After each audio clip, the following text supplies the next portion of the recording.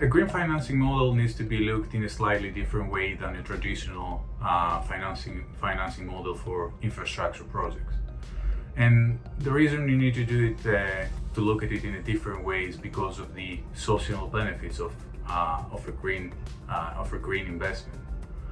So in a green financing project, the investors and the lenders need to look the return on the investment from a different angle.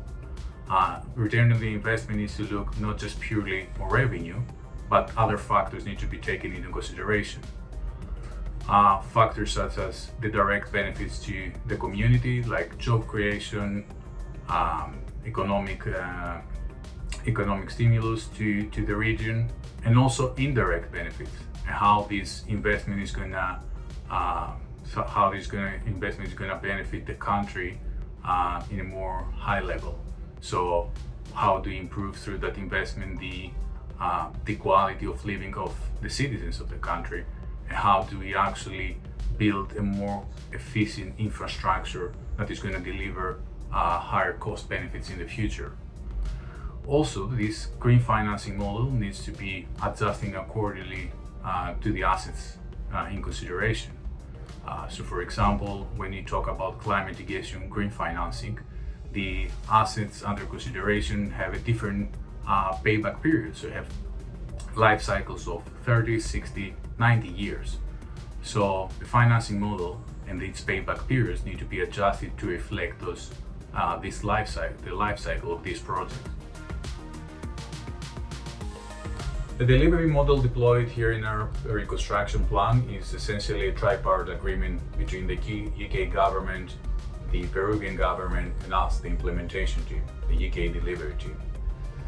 Beyond public infrastructure itself, what is particular about this model is the mechanism that is providing this specialized technical advice on a management level.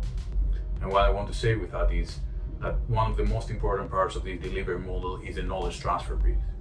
Through that knowledge transfer piece, we ensure that the local staff is getting the maximum out of this delivery model. We ensure that capacities are being generated through legacies, and knowledge is being transferred effectively to deliver future programs. This delivery program is also important for the whole construction industry in general here in Peru. Best practices are being implemented and being adapted to the local market. That has a total positive impact on the local market, as contractors are becoming more familiar with NEC contract, with best practices, and as we create an environment of collaboration between the government, the contractors, and the implementation team.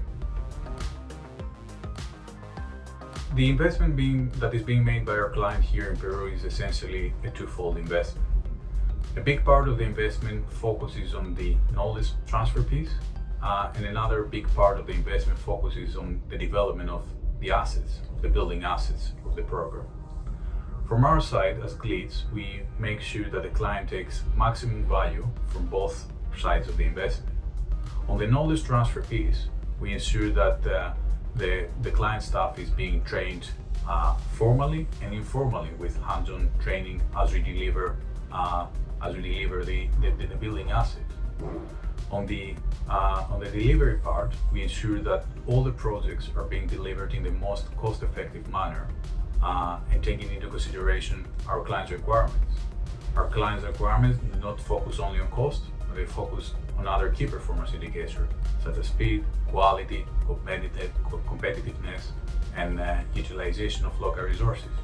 So as Gleeds, we make sure that our clients getting the maximum out of both aspects of this contract between us.